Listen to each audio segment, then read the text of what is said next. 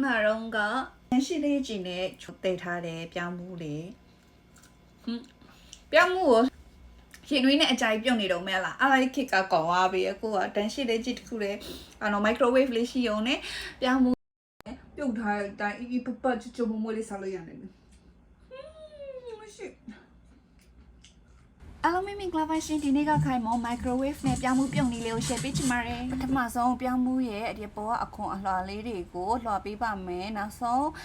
ပြောင်းမှုအထက်ကအစီလေးတွေမြင်ရလောက်တဲ့အထိနောက်ဆုံးအလွှာလေးတစ်ထပ်လေးကိုပဲခြံပြီးတော့မှရေတည်တည်ကြကြဆေးပေးရပါမယ်ရှင်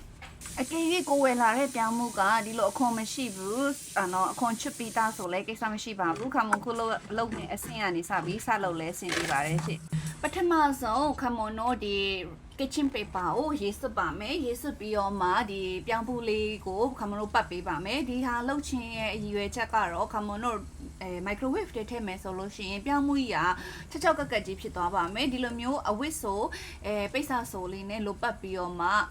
microwave ထဲထည့်ခြင်းအဖြစ်ဒီအဆိုဓာတ်ကလေးနဲ့ပေါင်းပေးသလိုမျိုးဖြစ်သွားတယ်အဲ့တို့ကြောင့်မို့6ကြီးမဖြစ်ပဲနဲ့နုနုအီလေးနဲ့တကယ်ပြုတ်တဲ့အတိုင်း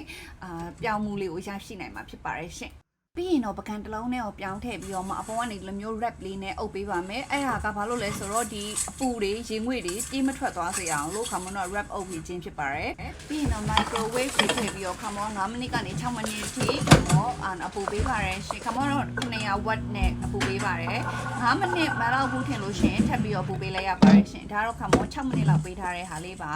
microwave ကထုတ်ချင်းအရန်ရအောင်ပူတာဖြစ်တဲ့အတွက်ကြောင့်မို့နည်းနည်းလေးအေးထန်ပြီးတော့မှထုတ်လဲရပါတယ်ရှင်အခုဆိုလို့ရှင်တော့အရန်မှာအရသာရှိပြီးတော့ CCEE လေးနဲ့ချိုလှတဲ့ဒီပြောင်းမှုပြုတ်လေးကိုရရှိနိုင်မှာဖြစ်ပါတယ်ရှင်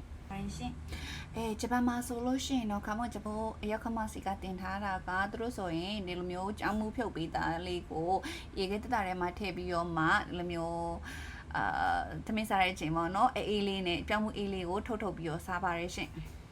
side dish အနေနဲ့လည်းသုံးလို့ရတယ်ပြီးတော့ထမင်းစားပြီးလို့အချိုပွဲအနေနဲ့လည်းစားလို့ရမယ်ပြောင်းပူလေးပဲဖြစ်ပါတယ်ရှင်မီးဘူးတွေဒေအိုးတွေသုံးစရာမလိုတဲ့အတွက်ကြောင့်မို့တခြားဟင်းအမယ်တွေလုပ်ရင်းနဲ့ဒီဟာလေးကို microwave ထဲထည့်ထားလို့ရှိရင်တစ်ချက်ကုန်နှစ်ချက်ပြတ်ပေါ့နော်ဟင်းလေးတစ်မျိုးရနိုင်ပါပြီအားလုံးနောက်ဆုံးထိအားပေးလို့ကျေးဇူးတင်ပါတယ် bye bye